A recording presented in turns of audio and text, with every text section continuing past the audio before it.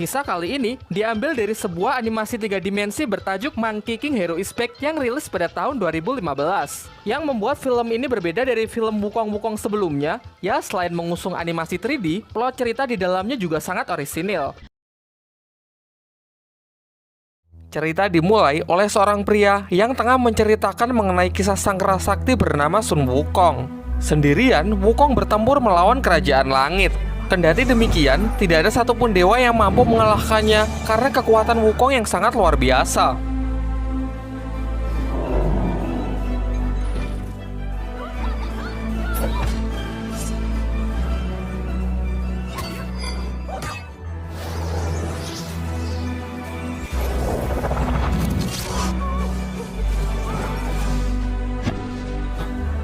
Sampai pada akhirnya sang Buddha pun turun tangan dan berhasil menyegel Wukong di dalam Gunung Lima Jari hingga 500 tahun pun berlalu. Selanjutnya kita diperlihatkan pria tersebut yang tengah dalam perjalanan bersama rombongannya. Namun secara mengejutkan, tiba-tiba mereka diserang oleh sekelompok siluman termasuk pria yang sebelumnya. Sadar bahwa ia tidak bisa melakukan perlawanan, istri dari pria tersebut menjatuhkan dirinya ke jurang bersama bayi yang digendongnya. Sin kemudian berpindah ke seorang kakek yang tengah minum di pinggir sungai. Secara tidak sengaja, ia melihat seorang bayi yang tengah hanyut di sungai, kemudian menghampirinya dan memutuskan untuk merawatnya. Singkat cerita, 10 tahun telah berlalu dan bayi tersebut kini telah tumbuh besar. Oleh kakek yang menemukannya, ia diberi nama Jiang Liu'er. Karena Liu'er sering mendengar kisah kehebatan dari Sun Wukong yang sangat melegenda, ia pun menjadi penggemar berat dari sang kerasakti tersebut. Di sini, ia bersama kakeknya adalah seorang biksu. Akan tetapi, Liu'er menyatakan ketidakpuasannya karena mereka cuma menghabiskan waktunya untuk mengemis dan membaca kitab sutra. Padahal ia jauh lebih tertarik untuk belajar kungfu, mengingat di dunia ini banyak sekali siluman. Namun sang kakek langsung memukulnya dan menyuruhnya untuk fokus saja menjadi biksu. Tak lama setelah itu, tiba-tiba sekelompok siluman menyerang desa mereka. Dengan brutal, siluman-siluman ini menyerang warga desa dan menculik para anak-anak. Ketika salah seekor siluman mencoba membawa lari seorang bayi perempuan, untunglah Liu'er datang untuk menyelamatkannya. Begitu ada kesempatan, Liu'er langsung mengamankan bayi tersebut, sehingga kini para siluman pun mengejarnya. Hal ini membuat ia berpisah dengan sang kakek, karena ia harus mencari tempat yang aman untuk berlindung.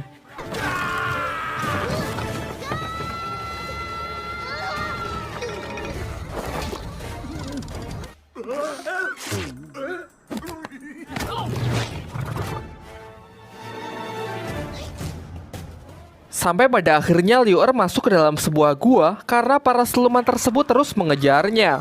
Sesampainya di dalam gua, ia melihat bongkahan es yang sangat besar. Kemudian karena rasa penasarannya, ia menyentuh bongkahan es yang menyerupai sebuah telapak tangan. Ternyata hal ini memicu es tersebut retak hingga pada akhirnya hancur berkeping-keping. Namun akibat retakan itu, kini para siluman tersebut mengetahui lokasi dari Liu'er. Ketika para siluman itu hendak menerkamnya, muncullah sesosok makhluk dari dalam reruntuhan.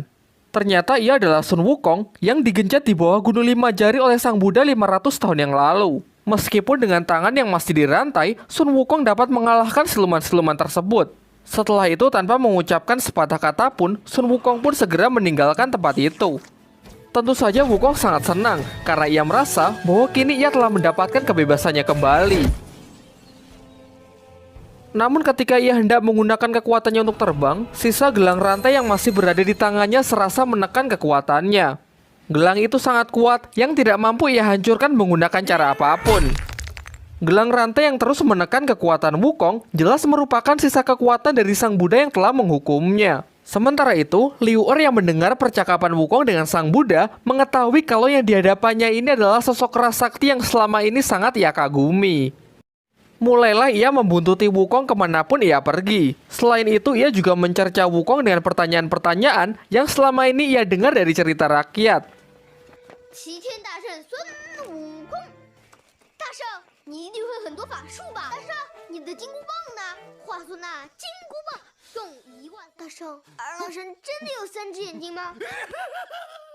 Tiba-tiba, mereka diserang oleh Dewa Batu yang memang diutus sang Buddha untuk menjaga tempat Sun Wukong.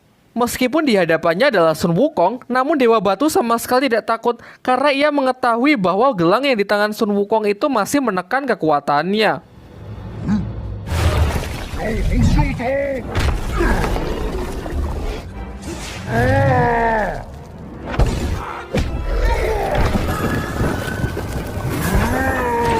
Wukong yang tidak bisa mengeluarkan seluruh kekuatannya akhirnya terdesak dan nyaris jatuh ke dalam jurang. Untunglah Liu Er membantunya dengan melepaskan kertas mantra yang tertempel di punggung Dewa Batu tersebut. Dewa Batu yang hancur berkeping-keping jatuh ke dalam jurang, namun sayangnya Liu Er juga jatuh bersamanya.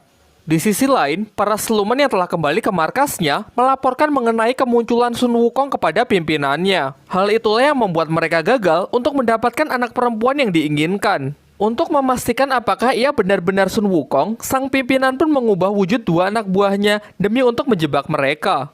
Kembali ke tempat Liu Er, ia yang sebelumnya terjatuh ternyata berhasil diselamatkan oleh Wukong. Di sini, Wukong juga masih berupaya untuk menghancurkan gelang dari Sang Buddha, meskipun berulang kali terus gagal karena Liu Er selalu mengganggunya.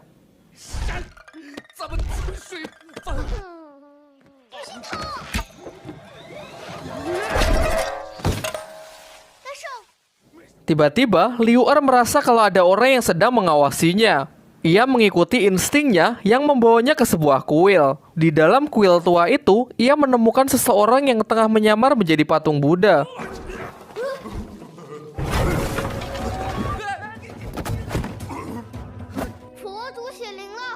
Setelah keluar, ia mencoba menakuti Wukong dengan membaca mantra.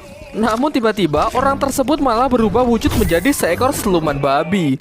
Selain itu, ia juga tidak percaya kalau yang dihadapannya ini adalah sang kera sakti Sun Wukong. Dengan penuh percaya diri, ia pun langsung menantangnya untuk Baiwan. Meskipun tanpa kekuatan penuhnya, Wukong dapat mengalahkannya dengan mudah. Dari sini akhirnya diketahui bahwa siluman babi itu dulunya adalah Jenderal Tianfeng yang dikalahkan Sun Wukong 500 tahun yang lalu ketika ia mengacaukan kayangan. Ia terlempar hingga jatuh ke kandang babi yang membuatnya juga berubah menjadi babi. Sejak mereka bertemu, Jenderal Tianfeng pun selalu mengikuti Wukong dan Liu Er kemanapun mereka pergi. Singkat cerita, sampailah mereka di tepi sebuah jurang. Di sana, Liu Er nyaris diserang oleh seekor naga. Beruntung dengan sigap Wukong segera menolongnya dan memerintahkan mereka semua agar tidak bergerak.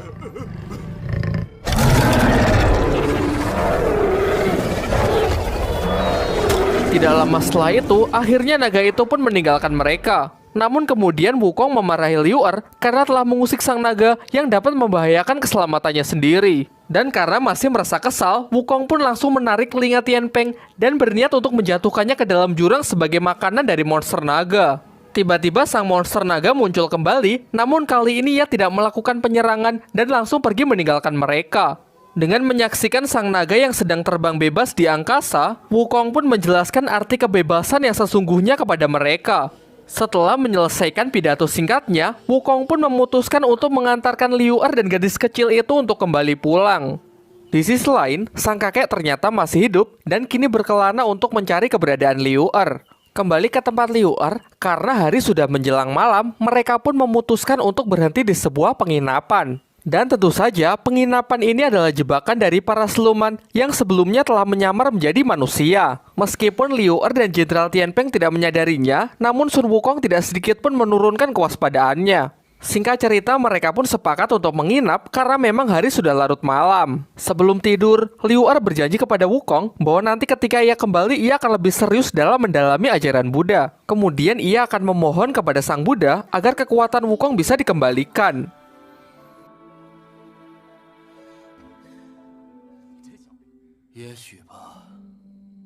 Karena perutnya masih terasa lapar, Jenderal Tianfeng menyusup ke dapur untuk mencari makanan. Namun salah satu dari siluman menyadari hal tersebut dan hendak membunuhnya. Beruntung secara tidak sengaja, Jenderal Tianfeng berhasil membuat siluman itu jatuh pingsan. Karena tidak ingin ketahuan, dengan cepat ia langsung mengubah wujudnya agar bisa mengkelabui wanita pemilik penginapan. Si wanita sama sekali tidak curiga dengan Tianfeng dan dengan santai ia malah menceritakan rencananya untuk bisa menculik bayi perempuan yang dibawa Liu Er. Jenderal Tianfeng yang kini telah mengetahui rencana jahatnya mencoba untuk melarikan diri. Namun si wanita terus menahannya hingga ia tidak bisa mempertahankan perubahan wujudnya lebih lama lagi. Beruntung Sun Wukong datang di waktu yang tepat karena memang ia sudah curiga sejak awal. Seketika hawa jahat pun langsung bergejolak karena bala bantuan siluman kini telah tiba.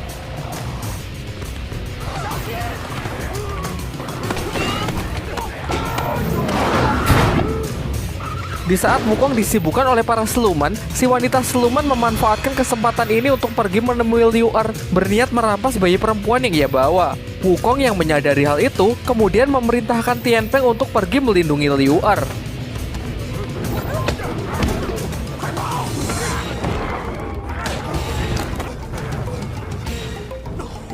Keadaan semakin memburuk karena pimpinan dari para siluman itu juga datang ke tempat tersebut. Dengan ilmu sihirnya, ia mampu memperkuat para siluman. Namun Wukong dengan tongkat babunya masih belum kalah. Sendirian, ia masih mampu mengatasi mereka semua.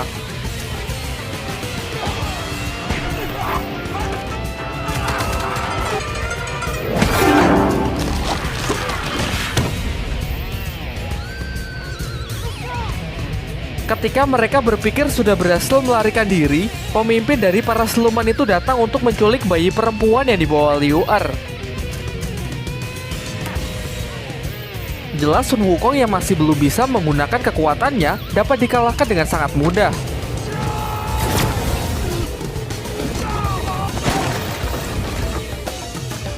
Setelah mendapatkan apa yang ia inginkan, pemimpin dari para siluman itu pergi untuk melanjutkan tujuannya. Meskipun kapal mereka telah dihancurkan, beruntung mereka semua berhasil selamat.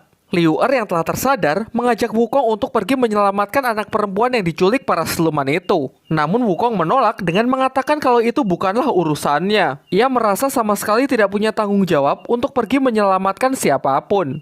Sampai pada akhirnya Liu Er pun pergi sendirian untuk menyelamatkan bayi perempuan itu. Tentu sebenarnya Wukong ingin sekali pergi menyelamatkannya, namun dengan kekuatannya yang sekarang, ia merasa bahwa ia tidak akan bisa melakukan apa-apa. Di tengah keputusasaannya, Liu Er melihat beberapa siluman yang sedang menuju markasnya. Secara diam-diam ia pun mengikutinya dan berharap bisa tiba di tempat bayi perempuannya diculik. Sementara itu, ternyata Wukong berusaha keras untuk mengeluarkan seluruh kekuatannya. Namun ia selalu gagal karena kekuatan Sang Buddha yang terlalu kuat.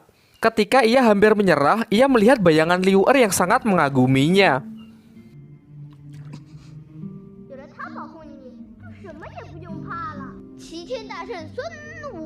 Ia pun juga mengingat mengenai kejayaannya di masa lalu, di mana tidak ada satupun dewa maupun siluman yang mampu menandinginya. Kini Wukong pun berhasil bangkit dan mengajak Tian Peng untuk pergi menyusul Liu Er.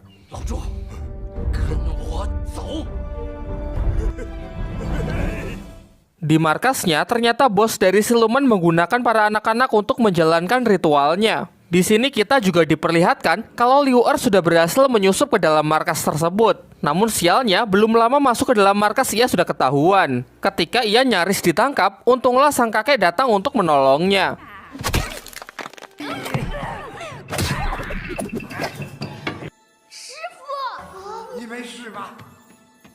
Di sana mereka berdua nyaris terjatuh, untunglah mereka terjatuh di atas kurungan anak-anak. Mereka mengayunkan kurungan itu dan mengacaukan ritual tersebut.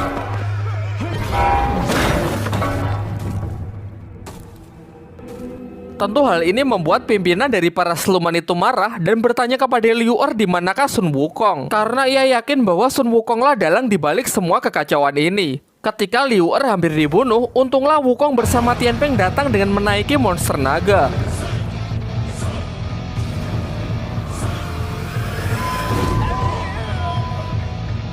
Kini akhirnya Wukong pun bertarung melawannya meskipun hanya bermodalkan keberanian.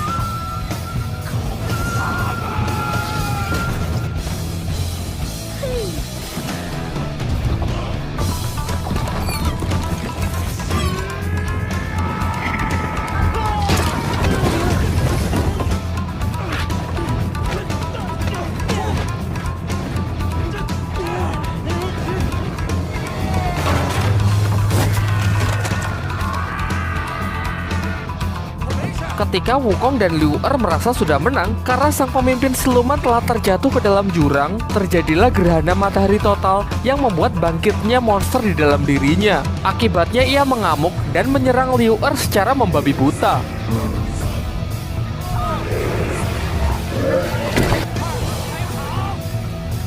Tentu menyaksikan hal itu, Wukong pun segera berlari untuk menyelamatkannya. Namun dengan jelas, dengan kekuatannya yang sekarang ia dapat dikalahkan dengan sangat mudah.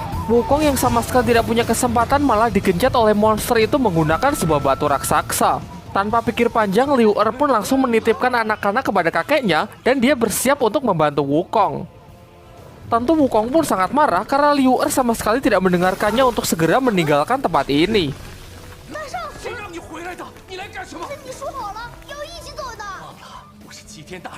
Tanpa mendengarkan peringatan dari Wukong, Liu Er pun langsung mencabut sebuah kayu dan berusaha untuk melawan sang monster. Pada awalnya, ia cukup sukses untuk mengalihkan perhatian monster itu agar Wukong dapat selamat.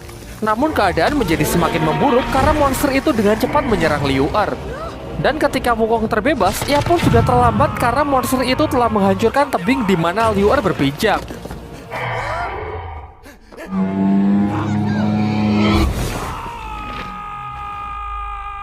Setelah itu, Wukong pun bersusah payah untuk mencari Liu Er di bawah tumpukan batu. Sayangnya usahanya sia-sia karena Liu Er sudah tidak dapat diselamatkan.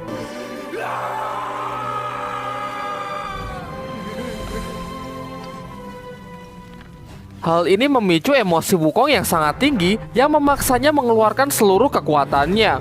Kini segel sang Buddha yang berada di tangannya pun hancur yang membuatnya bisa menggunakan seluruh kekuatannya kembali.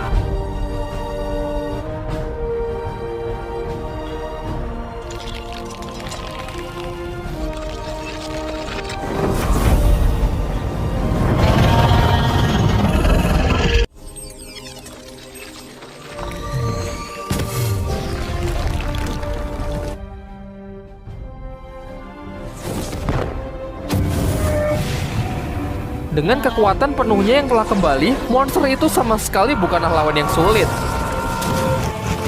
Setelah monster itu hancur, serta gelang sang Buddha yang telah hilang sepenuhnya, terdengar suara Liu Er yang memanggil Wukong dari belakang. Dan inilah akhir film dari Monkey King Hero is Back. Namun tidak sepenuhnya berakhir, karena pada post-credit scene, kita kembali diperlihatkan kelanjutan dari film ini. Liu Er yang ternyata selamat dan berhasil mengembalikan anak-anak kepada orang tuanya masing-masing. Sementara Sun Wukong tidak diceritakan ya, mungkin saja dia kembali ke Gunung Wakwo. Atau mungkin mengingat kesalahannya di masa lalu yang telah mengacaukan Kayangan, Sang Buddha kembali memberikan hukuman untuk menembus semua kesalahannya, yaitu dengan menjadi murid Biksu Tong dan mengawalnya hingga tiba di kuil lain untuk mendapatkan kitab suci demi menyelamatkan seluruh umat manusia. Ya, pokoknya gitulah. Jangan lupa subscribe dan kita ketemu lagi di video selanjutnya.